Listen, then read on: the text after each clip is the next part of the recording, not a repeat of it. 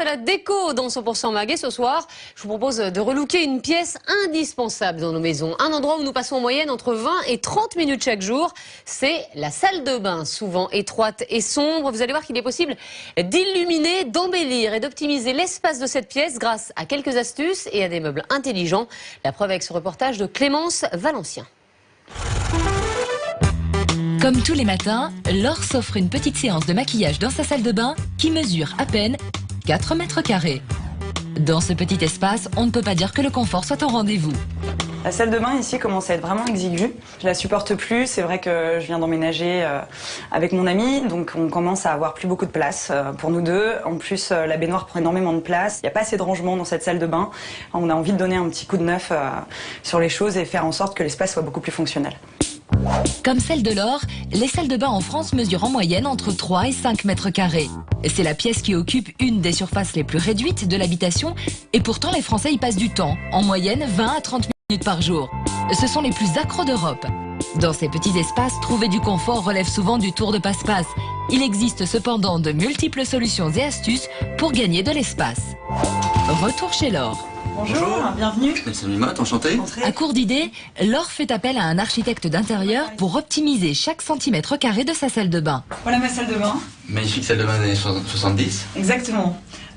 J'étouffe un peu ici, comme vous pouvez le constater. J'ai besoin d'aérer un petit peu l'espace, d'optimiser l'espace, changer aussi le papier peint qui n'est pas assez moderne à mon goût.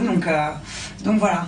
Et alors, racontez-moi un peu, c'est quoi votre quotidien? Vous prenez des douches, des bains Alors j'aime pas du tout prendre des bains, donc c'est pour ça que la baignoire ne me sert absolument pas. Ainsi que le bidet d'ailleurs, voilà, qui me sert juste éventuellement de rangement aussi. Pour ne pas se sentir trop oppressé dans une petite salle de bain, certains faux pas sont à éviter. Alors les erreurs à ne pas commettre dans les petites salles de bain, c'est de venir charger l'espace avec des couleurs relativement sombres. La deuxième erreur à ne pas commettre, c'est de venir ajouter des éléments dans l'espace qui dépassent, comme ce rangement, qui vient dénaturer l'espace, qui vient manger dans l'espace. C'est plutôt intéressant de venir intégrer dans les niches, comme on a ici, des espaces de rangement. Donc une autre chose aussi, c'est d'éviter d'avoir des portes qui s'ouvrent vers l'intérieur de la salle de bain, dans ce type de configuration, plutôt de privilégier une ouverture vers l'extérieur.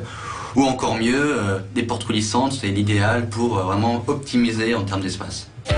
Une semaine plus tard, Laure se rend au cabinet d'architecture de Nelson pour découvrir le nouvel agencement de sa salle de bain en 3D. Bonjour, vous allez bien? Bien, merci. Je vais vous montrer votre projet.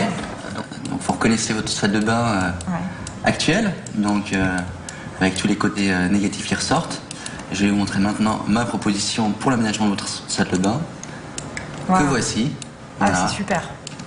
Donc vraiment une salle de bain optimisée au maximum avec donc la douche à l'italienne que je trouve beaucoup plus adaptée à votre mode de vie. La douche à l'italienne est une douche de plein pied directement intégrée au sol, ce qui donne une impression de profondeur aux petits espaces. Voilà, ici l'espace lavabo avec un grand miroir qui va jusqu'au plafond qui permet vraiment de multiplier l'espace par deux et qui est accentué par l'effet de la peinture blanche qui dilate au maximum l'espace. Et pour que Laure puisse ranger toutes ses affaires, Nelson a réussi à intégrer de nombreux rangements. Un grand placard à la place de la baignoire et une étagère intégrée dans la douche à la place du bidet. C'est super. Ouais. C'est magnifique.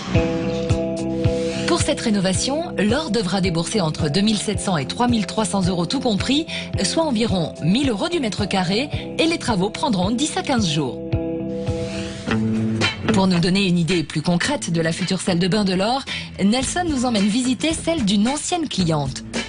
Voilà la salle de bain. Dans cet espace de 2,4 mètres carrés, encore plus petit que chez Laure, Nelson a réussi à allier confort et esthétisme. On est dans une salle de bain qui reprend des éléments qu'on a vus dans le projet de Laure, notamment l'idée du lavabo avec le grand miroir jusqu'au plafond qui dédouble l'espace.